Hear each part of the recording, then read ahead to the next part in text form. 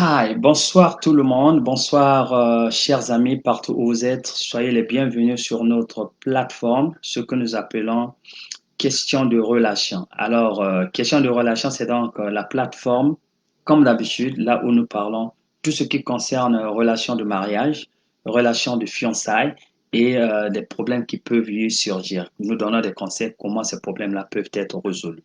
OK? Alors, aujourd'hui, donc, je vais vous donner trois, que j'appelle les trois secrets pour un mariage réussi, un mariage solidifié. C'est les trois secrets. Ce sont pas réellement des secrets, mais c'est des choses que nous connaissons. Soit ne prêtons pas attention à ces choses-là, mais je vous assure que c'est trois choses très simples. Et si nous les mettons en pratique, vous allez vous réjouir de votre mariage. Et votre mariage sera plus solide et va durer longtemps. OK? Alors, avant de commencer, comme d'habitude, un petit rappel que le succès des mariages ne dépend pas de trouver la personne qu'il faut, mais dépend de toi devenir la personne qu'il faut dans ce mariage. Ça, c'est la première des choses. Donc, le succès ne dépend pas de trouver le partenaire qu'il faut, mais plutôt, ça dépend de toi de devenir le partenaire qu'il faut dans ce mariage-là. En un mot, tu dois travailler sur soi, de devenir la meilleure personne pour satisfaire ton partenaire, ton époux, n'est-ce pas? La deuxième des choses, le succès ne dépend pas non plus de trouver la personne qu'il faut, mais plutôt d'apprendre à connaître la personne que tu as trouvée, apprendre à aimer cette personne.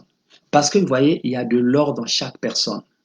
Mais quand on nettoie cet or-là, l'or commence à briller. C'est comme ça, n'est-ce pas? Généralement, les gens disent que, ben voilà, le jardin est plus vert de l'autre côté. Donc, la verdoyance est plus de l'autre pâturage. Je dis non, ton jardin aussi peut devenir vert. La verdoyance peut aussi jaillir de ton jardin si et seulement si tu apprends à arroser ton jardin régulièrement comme l'autre le fait. L'autre, il met du travail, voilà pourquoi son jardin est meilleur. Mais si toi aussi tu fais autant pour ton jardin, eh ben, tu auras les mêmes résultats. Donc, en un mot, ça veut dire ceci. Il faut travailler sur soi pour que ton mariage soit une réussite. Si l'homme travaille sur lui-même, la femme fait autant, vous aurez un mariage réussi.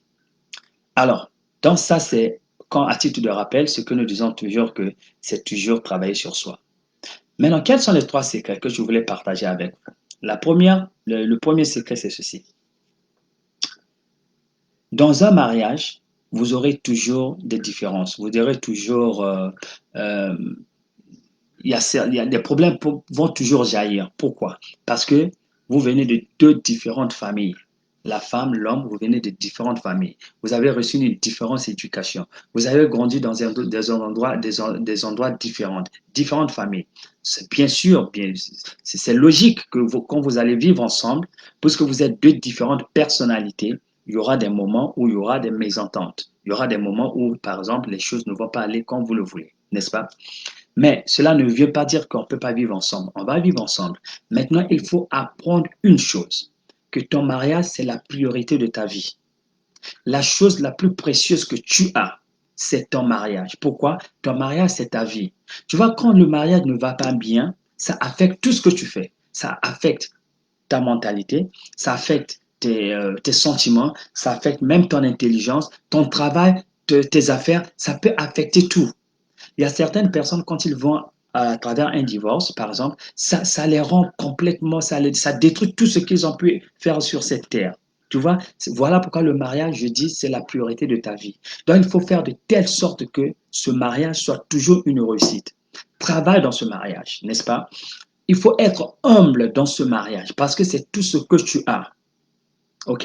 Tu n'as pas eu une autre vie. C'est la seule vie que tu as. Et dans cette vie-là, ben, il faut s'y mettre pour que ça soit une vie réussite, que tu aies créer un environnement qui peut te permettre de prospérer dans les affaires que tu veux faire. Et ça, cet environnement-là, c'est le mariage. Si tu penses que le mariage n'est pas fait pour toi, alors il ne faut pas t'y engager.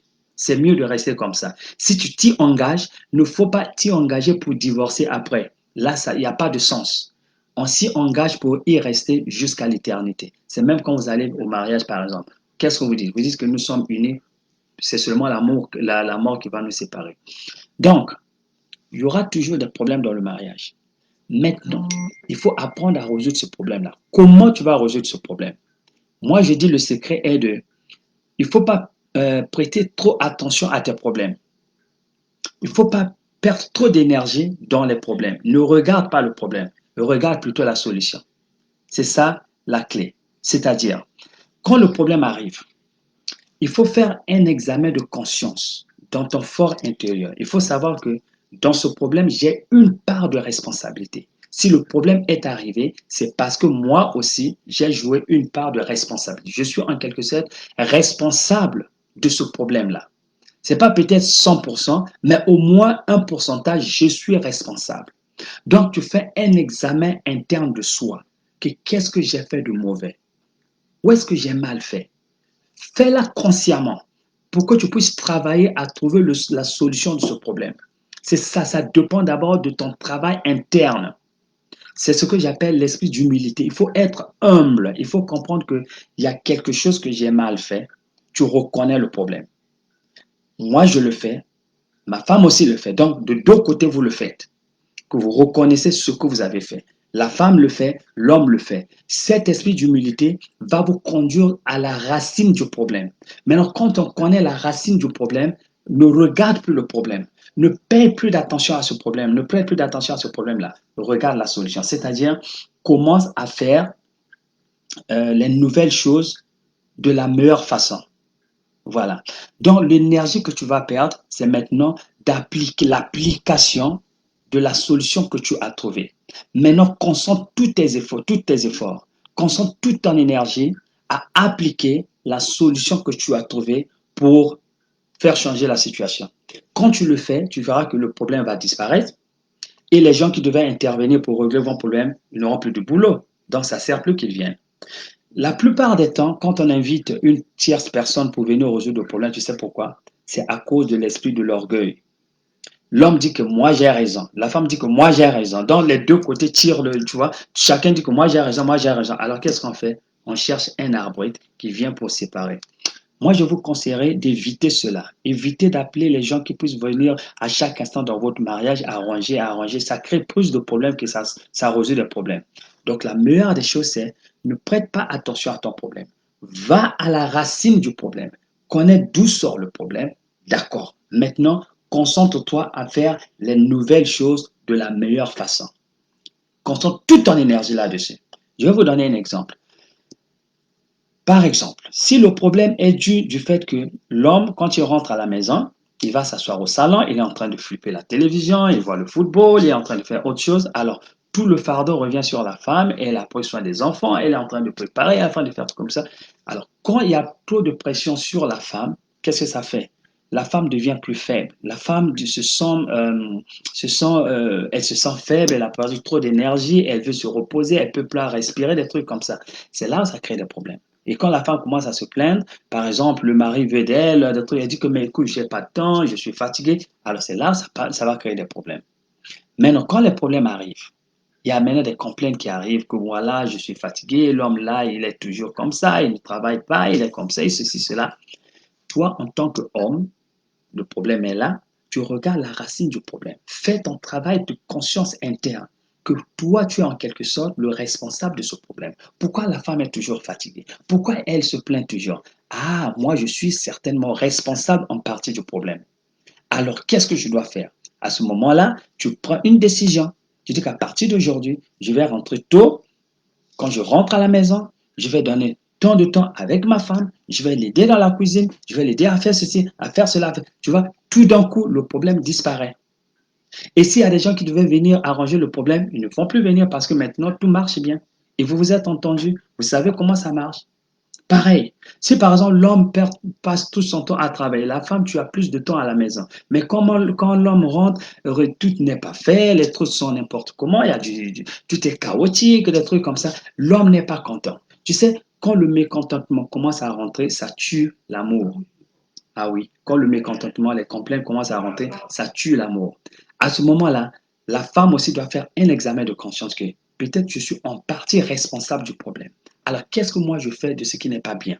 Regarde soi-même dans son fort intérieur. Tu regardes que je suis en partie le problème. Voilà ce que j'avais dit que c'est pas de trouver la meilleure personne, mais c'est de toi devenir la meilleure personne pour ton partenaire. Regarde au fond de toi que je suis en partie responsable du problème. Qu'est-ce que je dois faire pour changer? Tu vois maintenant ce qu'il faut changer, c'est clair devant tes yeux. Donc, à partir d'aujourd'hui, je vais faire ceci, je vais me lever à temps, je fais ceci, je fais cela, sans même parler du problème. Le problème va disparaître de lui-même.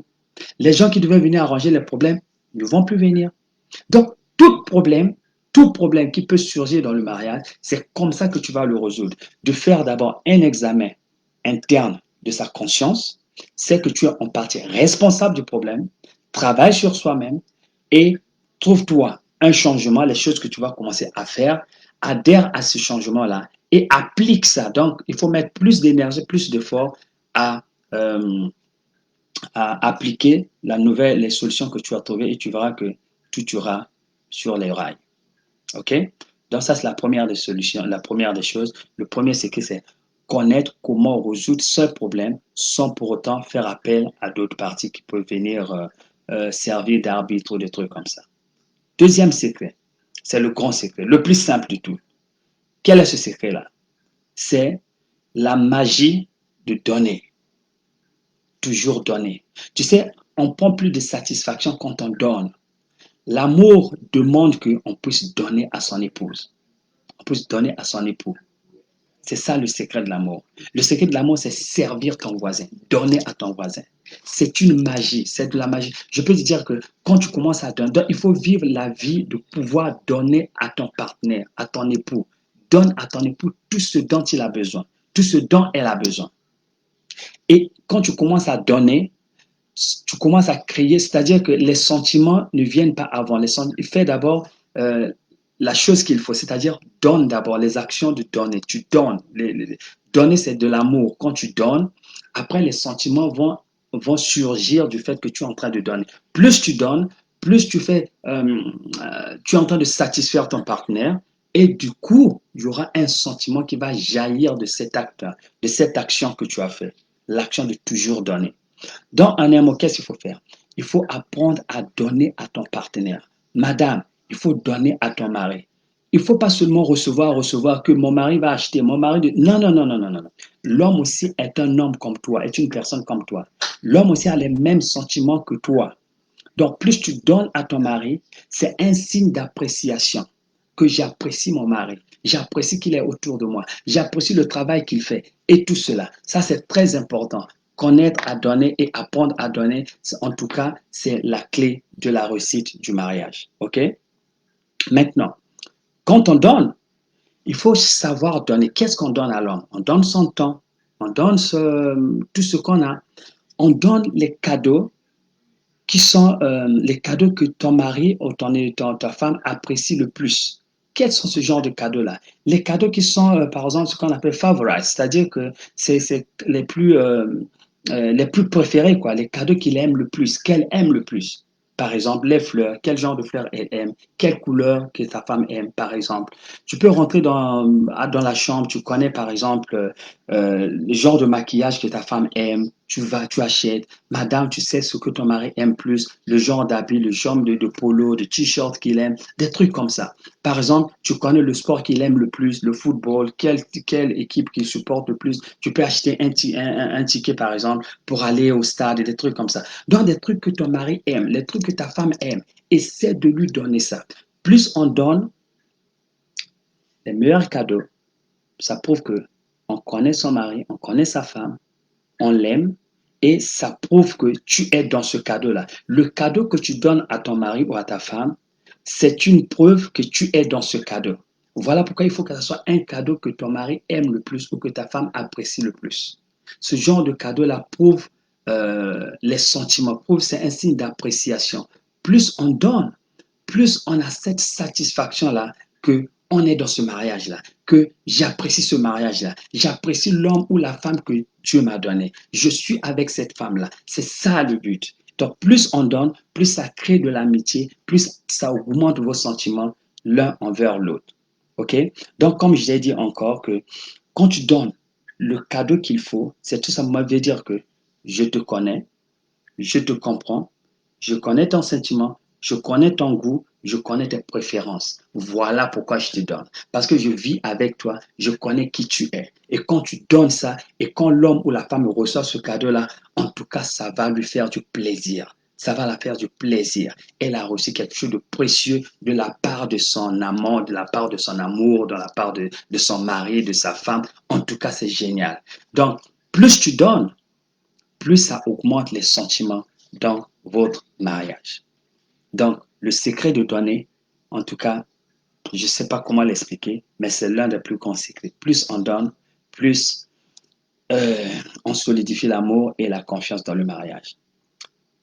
Le troisième secret, c'est l'art de parler, la conversation et l'art de toucher. C'est-à-dire, il faut apprendre à converser avec sa femme, avec son mari. C'est-à-dire que chaque minute qu'on a le temps libre, en dehors du boulot, en dehors de ce que tu as en fait, du business que tu es en train de faire, le temps qui te reste, utilise chaque minute, chaque seconde de ce temps-là à être ensemble avec ton épouse ou avec ton époux, avec ton partenaire. Et en restant ensemble, on parle de tout et de tout. On parle de tout, absolument tout. Ton expérience, qu'est-ce que tu as vu à ton boulot? Qu'est-ce qui s'est passé en ton chemin en partant au boulot? Quand tu partais faire du jogging, qui tu as rencontré là-bas? Des trucs comme ça. On peut parler de tout et du tout. On peut faire on rigole ensemble, on s'amuse ensemble, on joue ensemble. Ce moment de conversation est très important. Le but, c'est quoi? C'est de créer cette relation entre les deux, de créer ce feeling-là, le feeling qu'on est ensemble, inséparables. Donc, le parler, la conversation entre les deux époux est très, très crucial, est très important. C'est comme ça qu'on s'apprend à se connaître l'un l'autre. OK? La deuxième des choses, c'est l'art de toucher. C'est-à-dire que là, le toucher physique, on touche la personne physiquement. Alors, ce toucher-là, c'est tout simplement, c'est une expression de l'amour humain qu'on a vis-à-vis de son partenaire. Que je t'aime.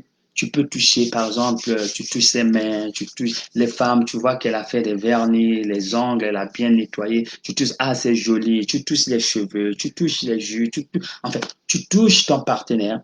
C'est tout simplement un signe d'appréciation, un signe d'amour, un signe de feeling naturel, n'est-ce pas? C'est comme quand tu touches ton enfant. Tu as un enfant qui vient, tu touches l'enfant, tu es en train de masser sa tête, sa chevelure, le cuir chevelu, tu es en train de masser, tu es en train de tout toucher. Qu'est-ce que prouve? Ça prouve à l'enfant que cet enfant-là est aimé, cet enfant-là est la bienvenue dans la famille. C'est pareil. Quand tu passes de moments comme ça avec ton mari, avec ta femme, ça prouve que ta femme est la bienvenue, ton mari est le bienvenu, la bienvenue dans la famille. C'est comme ça. Alors, ces moments-là sont très importants. Au fait, ces moments-là ne sont pas lents, mais l'énergie que ça génère de ces touchés-là, c'est une énergie qui va rester longtemps. Pendant toute la soirée, tu verras que ton partenaire va comprendre finalement que euh, elle est la bienvenue, il est la bienvenue, quoi. Il va comprendre que je suis, au fait, je suis l'homme qu'il faut ou la femme qu'il faut pour mon partenaire, qu'il m'aime, des trucs comme ça. Donc, au fait, c'est l'amour pratique, pour ainsi dire. C'est l'amour pratique, c'est l'appréciation que je suis très content que tu sois autour de moi. Je suis très content que tu es rentré dans ma vie. J'apprécie ta présence dans ma vie. Voilà ce que ça veut dire. Le toucher, très important, et aussi la conversation, donc le parler entre les deux épaules. Donc, ces moments-là sont des moments très, très, très importants. Alors, comme je t'avais dit, ce sont des secrets très simples que tous on connaît. Peut-être qu'on les néglige, peut-être qu'on ne les prend pas au sérieux, mais si vous commencez à appliquer ces secrets-là régulièrement dans votre mariage, vous verrez un grand changement. À partir d'aujourd'hui, je vais vous conseiller, commencez à les appliquer. À partir d'aujourd'hui, vous verrez que dans les 2, 3, 5 mois, votre mariage sera transformé. La première des choses, comme on avait dit, c'est quoi? Il faut comprendre à résoudre ces problèmes sans l'intervention d'une tierce personne dans le mariage. Tout simplement, regarde au fond de toi que tu es en partie responsable du problème. Ainsi, qu'est-ce que je dois faire? Je dois changer. Quand tu changes, maintenant, concentre toute ton énergie à appliquer le changement que tu as trouvé, la solution que tu as trouvée. C'est comme ça que tu vas résoudre le problème de ton mariage. Deux, l'art de donner.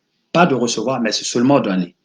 Tu es dans ce mariage pour satisfaire ton épouse. Donne ton épouse des cadeaux. Génère des cadeaux qui vont le satisfaire ou la satisfaire. Des cadeaux uniques. Des cadeaux qui prouvent que tu es dans ce cadeau-là. Donc, tout ce que tu donnes prouve à ton mari que ça, c'est moi que je te donne. Et je te donne, c'est pas n'importe quel cadeau, c'est le cadeau que tu apprécies le plus. Tes couleurs favorites, par exemple, ce que tu aimes le plus, je te donne ça, c'est ce que tu aimes le plus, je te donne ça. Ça veut dire tout simplement que tu connais la personne, tu aimes la personne, tu es avec la personne, tu apprécies la personne. Voilà pourquoi tu lui as donné le cadeau qu'il faut. 3, l'art de parler et l'art de toucher. Alors, quand tu mets en pratique toutes ces choses-là dans son mariage, il y aura un grand changement. Donc, c'est un peu ça ce qu'on voulait partager ce soir avec vous. J'espère que vous avez appris quelque chose de ces 3 secrets que je vous ai montrés. Commencez à les appliquer et vous verrez qu'il y aura un grand changement dans votre mariage. En tout cas, à la prochaine. On se retrouve encore à la même heure, donc le lundi prochain, à la même heure, 20h30 heure britannique. En tout cas, à la prochaine. Au revoir. Bye bye.